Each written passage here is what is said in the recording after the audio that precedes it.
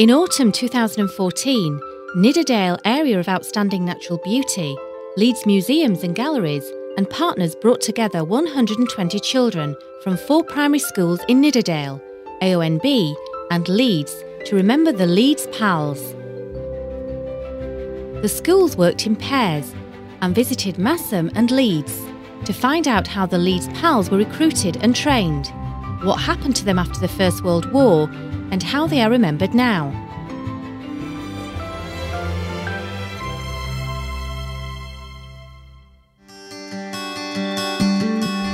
To start the project, each of the 4 schools had an outreach workshop from Leeds Museums and Galleries. The session explored how the First World War started, then focused on the local history aspects of the curriculum by introducing individual stories of the Leeds Pals. The children handled real letters, photographs and objects to bring the stories to life. One student said it was magical seeing all the World War I objects.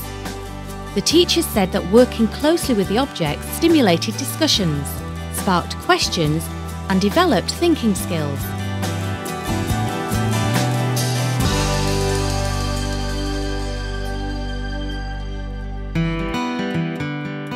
The Leeds schools visited Masham and together the children explored how the Pals had trained. In mixed teams, they visited the windswept hills of the training camp in Colsterdale to discover the First World War landscape and memorial cairn to those who never came home.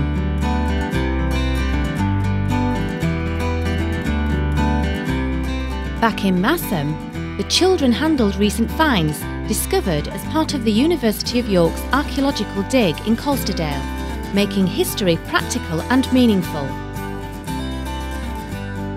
They attempted to do some of the Swedish drill training and created empathetic journeys of the Pals leaving Leeds and arriving in Masham. Between the visits, the schools worked with a writer to weave their own creative responses to the First World War.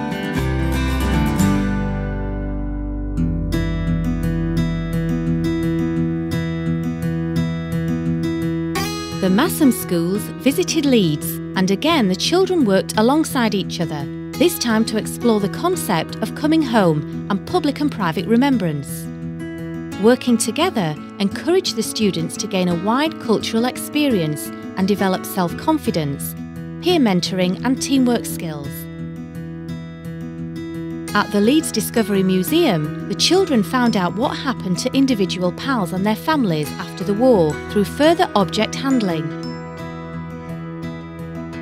They also enjoyed seeing the million objects in the museum store.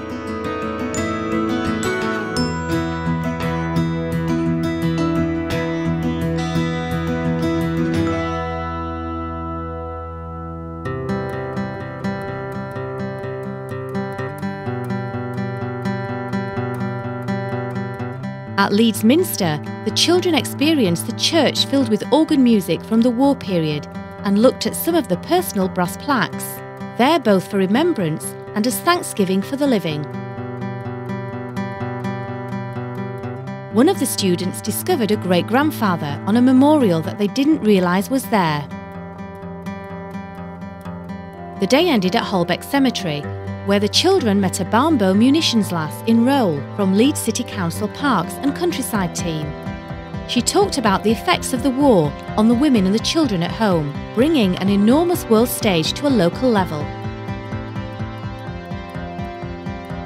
The children looked at public remembrance, explored some of the stories behind the Commonwealth war graves, and did some rubbings to record their findings.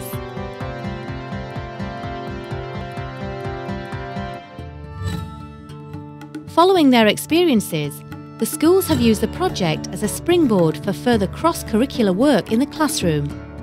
They have held entirely child-led and interpreted exhibitions, assemblies for parents, written newspaper reports, created stories and drama, drawn comics, made design technology projects, and used the history as inspiration for numeracy, geography and languages.